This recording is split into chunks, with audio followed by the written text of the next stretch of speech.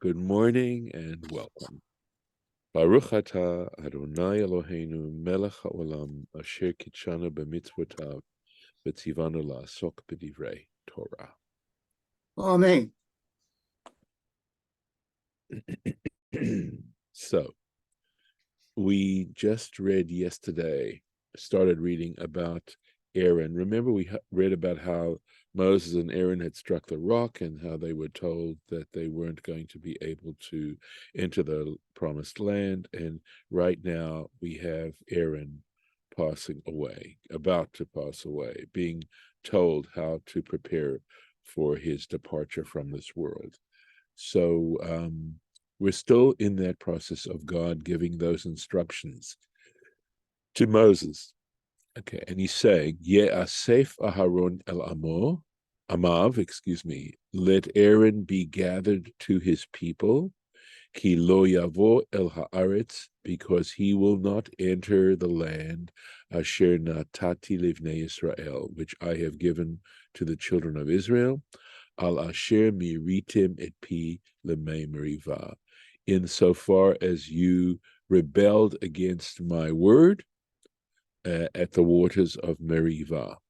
And I seem to remember a commentary some time ago, reading one, which said that whenever this edict is mentioned, that is to say that either Moses or Aaron are not going to be able to enter the promised land, it also mentions what they did. In other words, that the reason for it, that reason is always given because, of course, there were others who did not enter the promised land, but it was for a different reason. And to just set aside Moses and Aaron and say that the reason they didn't go in was a different reason. Interestingly, Chabad uses the word waters of dispute, Yes. and then put May Meribah in parentheses. That is interesting. They're translating the May Merivah. So it was called Merivah because of the dispute that took place there.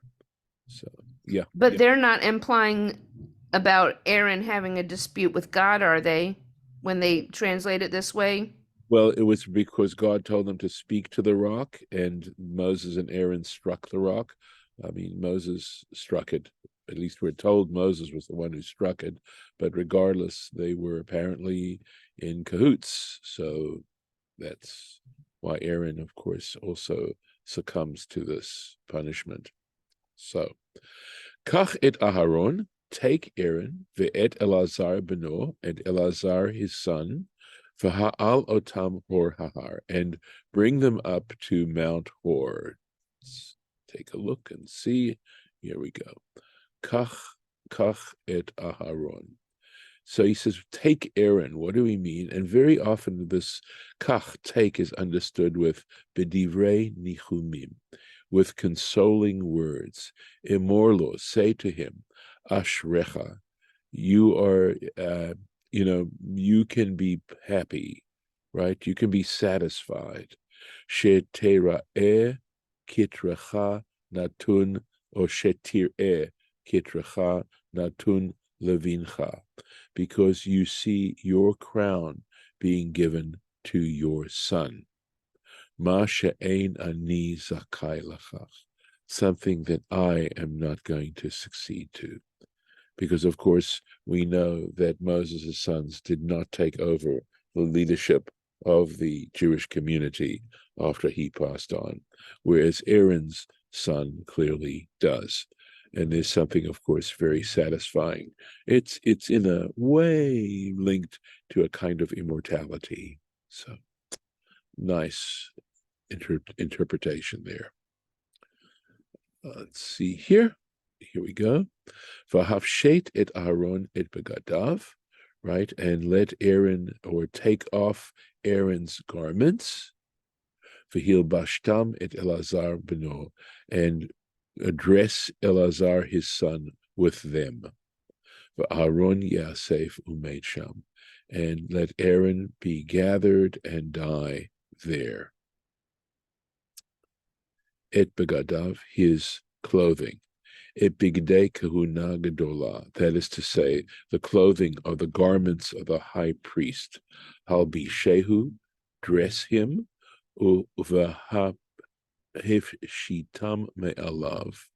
So, in other words, before you go up to Mount Hor, dress him in those high priests of the priestly garments, and then remove them me'alav from him, la letitam al bno befanav, so that you can give them to his son in his presence. Amarlo. Okay, so he said to him, Hikanes lama'ara, enter the cave, v'nichnas, and he went in. Ra'a mate mutz'a v'ner daluk.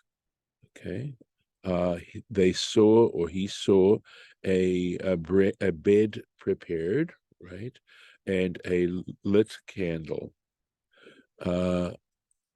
Amarlo, and he said to him, Ale lamita, get up on the bed, on the couch.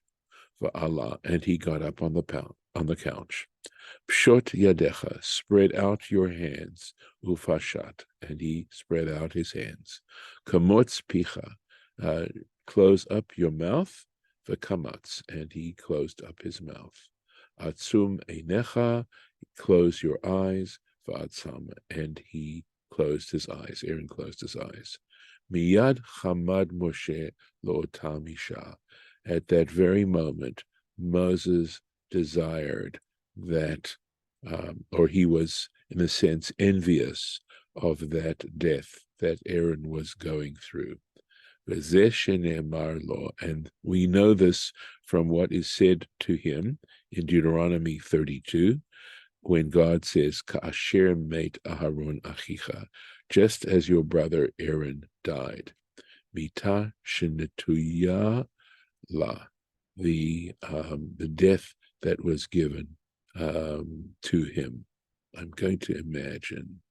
Oh, no, sorry. Mita shenit avita la, forgive me. I did not pronounce that word. The death that you desired. That's what it means, right? In other words, God's telling Moses, that's what you asked. And of course, we describe that as dying benishika, with a kiss. Such a calm process of moving from this world into the next. Vayas Moshe kasher tziva Hashem. Moses performed just as God had commanded. Vayalu el Har, they went up to Mount Har, la'enei kol ha'ida, in the presence or in the sight of the entire community. You see something here? There's any Vayas Moshe. Moses did. And in Bamidbar Rabbah, that's a recitation that Afal Pi, despite the fact, Shadavar Kashelo, that this was a very hard thing for him to do, Lo Ikev, he did not delay. He did it as soon as God told him to do it. And of course, he wasn't looking forward to this at all, to lose his brother. And they obviously were very close to each other. Vayafshet Moshe et Aaron et Begadav, and Moses disrobed Aaron of his clothes. Vayalbesh otam et Elazar beno, and he clothed them he dressed Elazar his son with them. Vayamot Aaron sham, and Aaron passed away. Aaron died there, Berosh Hahar, at the top of the mountain. Vayered Moshe ve'Elazar min Hahar, and Moses and Elazar descended from the mountain. Vayeru kol. Yeah, question, please? Yeah. Aaron died peacefully, but there in our world, in the modern world, a lot of people die with screaming and yelling and in pain. A lot of pain before they die, and some don't die in pain. Some die just like Aaron. I don't understand why. Well, these are, I think, secrets that lay up with Hashem, with God. So I'll be honest with you. I've been present. I've actually witnessed at least two that I can think of, maybe even three moments when someone passed away. And I have to tell you, the first time was up in St. Paul, Minnesota, my first pulpit. I was present when someone actually died. And of course, I'd never experienced it before in my life. And I found it a very humbling moment, that it was an incredible peaceful moment. The moments that I've been present, the people were almost at the point of unconsciousness, because their heart rate had dropped so much, and their probably their blood pressure and everything, and of course their brain also. That there are a few stages in terms of a person slowly passing away. So I remember also being there when my mother-in-law passed away. I was in the room with her, and there was a tear in her eye when she passed away. And she died, sadly, of cancer. She went through a terrible, several surgeries in the course of just a few months, and it was just pretty awful. But on the other hand, her actual passing was very peaceful. So I think, to answer your question, Harlan, it is a mystery. It is not something that I feel I'm in a place to explain. It happened. I know essentially the tradition would have us believe that all these things are part of an atonement process, and that ultimately when we meet our Maker and we see our lives spread out before us, we accept the divine judgment. So. One more thing is, when Aaron died, they prayed for 30 days for him. Yeah. How come only 30 days? And then our parents, our mother and father, is 12 months. Okay. So it's just for your parents that you are obligated to mourn for that period of time. And that's because it's a way of acknowledging the fact that you yourself would not be alive were it not for them. That you are bound both physically and spiritually to your parents. And it's an acknowledgement of the deep connection that we have to our parents. But anyone else is 30 days. That's the period of mourning and Kaddish and stuff like that. So, Vayir'u kol ha'eda, and the entire community saw, the congregation, ki gava Aaron, that Aaron had died. Vayivku et Aaron, and they cried, they mourned for Aaron. Literally, it says they cried for Aaron. Shloshim yom, there it is, Harlan, 30 days. Kol Beit Yisrael, the entire household of Israel. Now, you should also at this point be sensitive that there are phrases here that seem unnecessary, right? Why the mention of Kol Beit Yisrael here, for example? So we'll see if we get the answer.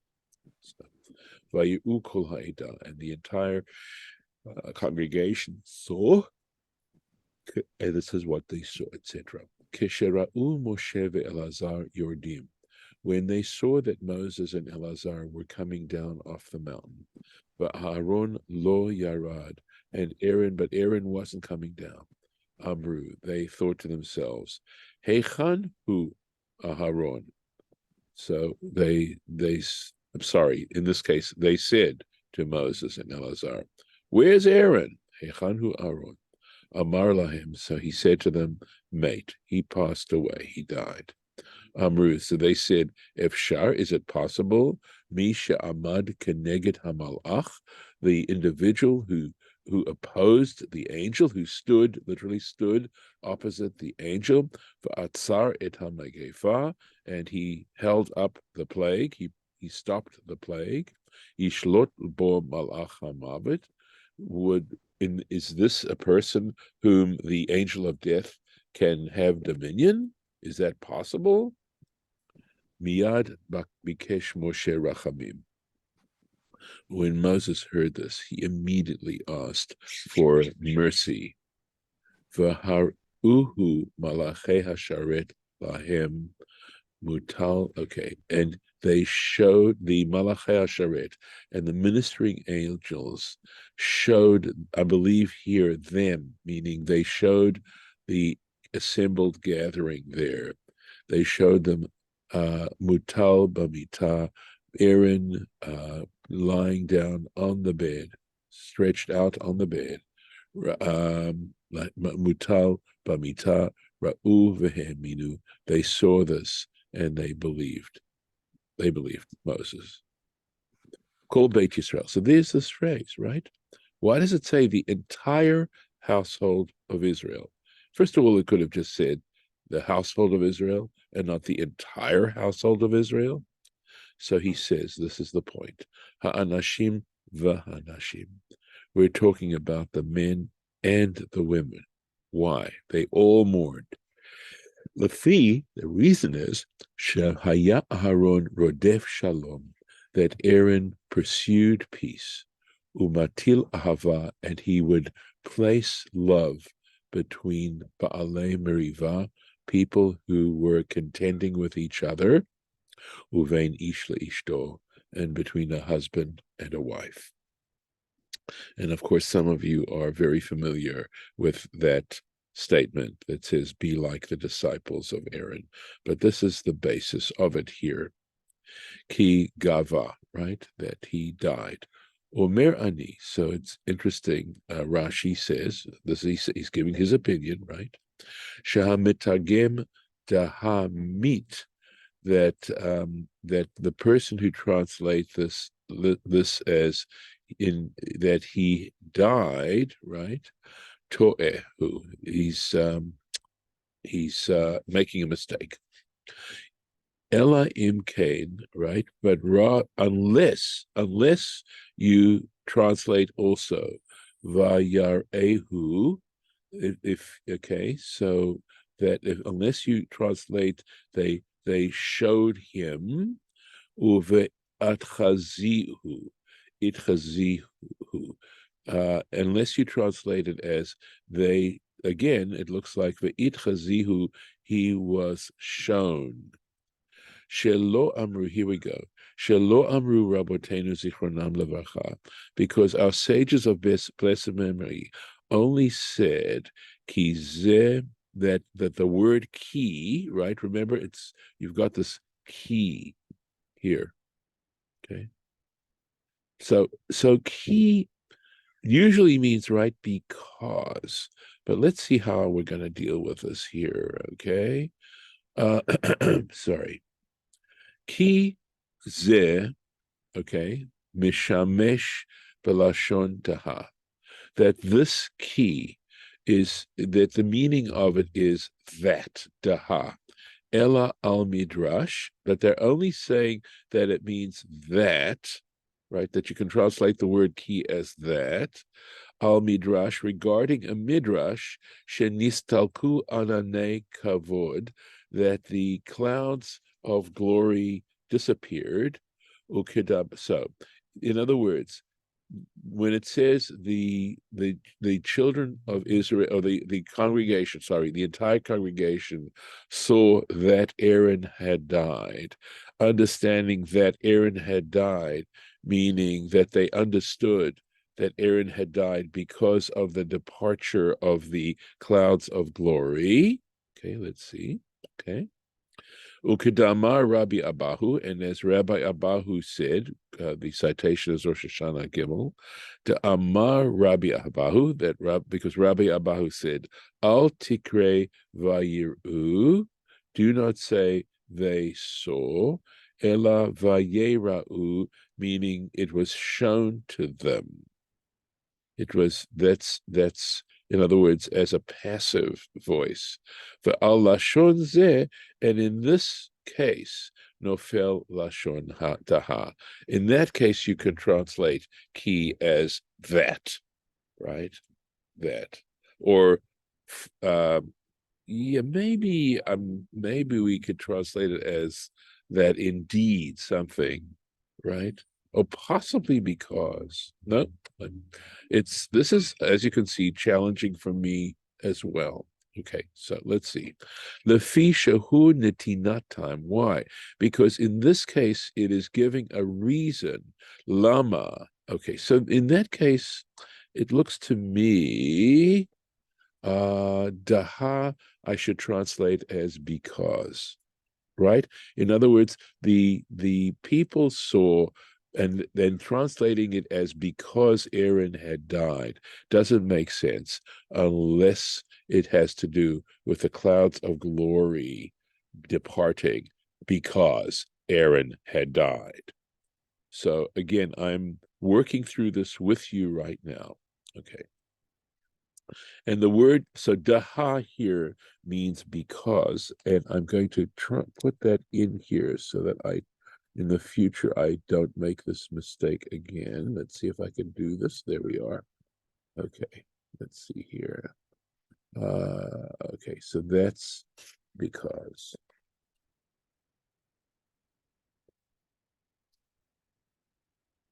All right. Okay, so there we go. All right, that makes a lot. I think it makes more sense. And if you want to ask me about it, that's fine too. And I'm apologize for any confusion that I'm creating. Okay, right. So that if you're going to translate key as because, as opposed to that, is because it's giving a reason. It's giving a reason for what preceded it. Lama, why? Okay. Lama vayera'u. Why can you translate it as they were shown, something like that? Okay. Lefi, because Share made Aharon. Okay, they saw that because, or they understood it because Aaron had died. Aval al tirgum v'chazu, but if you're going to translate this as they saw, Kol Kanishta, the entire community saw, Ein Lashon Daha Nofel. It doesn't make sense to translate this key as because, Ella Lashon Asher, but it means that. Shehu Migzerat Shimush, which is like a utility word, right? Would we say a relative pronoun? I matzinu im mishamesh balashon asher. Let's see. Oh, okay. I think we can say that. I think what he's saying here is, or we find that the word im, right, meshamesh lelashon asher, can also use, even though the word im can mean if, right, it can also mean that. Kamor ve'im madua lo tiktzar ruchi, right? So it doesn't mean if, why, I have I'm not tiktsaruchi is something like feeling frustrated or afraid or something like that, right? So it just means that, okay, and so something like that, right? Why I have not, sorry, I have my spirit is not. It's a phrase. It's an idiom, right? Something to Here it says, why should I not be short of breath? And it's from Job. Okay. So again, when he says short of breath, though, again, I think he's using it idiomatically. But thank you so much, Lauren. As you can see, I'm struggling here with this Rashi. V'harbe meforashim, and there are many interpreters, mizeh halashon, right, from this expression, im charutzim yamav, right? It's not if his days are set, but that his days are set. So Rashi's talking about this word ki, and he's talking about this word im, and he's saying that even though the word ki means because very often, and the word im means if, nevertheless, there are times when the context of the Hebrew requires you to simply translate it as that. And with this, I'm going to stop at least where we are here and mark it for tomorrow. And I am assuming that we will in fact meet tomorrow. So I'm going to put that right up there, and I'm going to stop the share. Yes. So Wow. is Miles off for the summer, and would we meet most Wednesdays now unless you tell us no? Yes. So unless there's what I'll do is I'll stop the recording if we're going to. Sorry, No, it's okay. Not a problem. Are there any questions about what we just did, or anything that you'd like for the record before I stop it?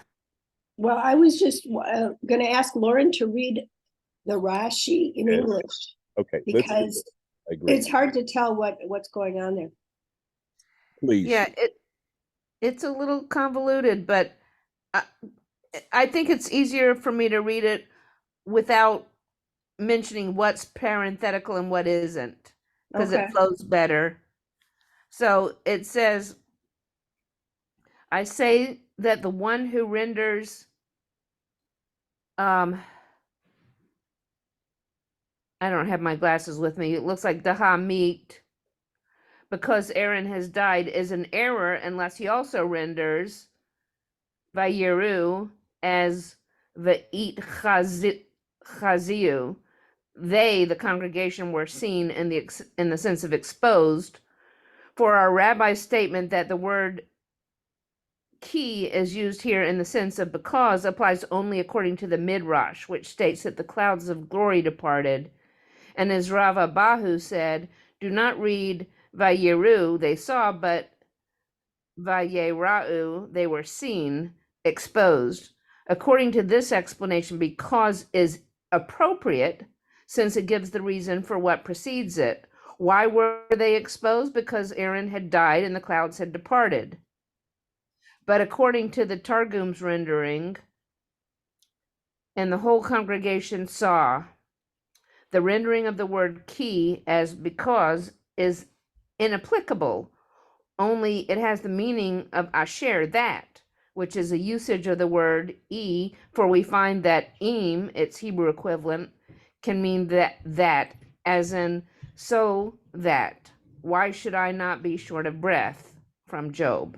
And there are many other instances of the word im in this sense, as in that his days are limited. Ibid. In other words, Job. Okay. That's Thank it. you. So Yes, thank you. That's thank you. great without your glasses. Wow. Yeah. So here's the thing. The mistake I made, one of the mistakes I made, was that I mistranslated Vayerau, which means they were seen or they were exposed. And I missed that in the translation that I gave. By the way, I was looking at Safaria's translation, and interestingly, they do explain the idiom and the Job passage, right? Why should I not be impatient? That's how they translate it, right? In other words, that my spirit should be short, right? So, but Maybe it's like huffing and puffing, yeah, when you're impatient. yeah, maybe it's true. So yeah, no, thank you. I'm glad you did that. I think it's helpful, and I'm sorry that I missed that Vayerau as they were understood, as they were seen, they were exposed. And I'm going to mark that into my text so that hopefully I don't make that mistake again. And with that, I'm going to stop the recording. And Shira Beth, thank you for asking Lauren to do that.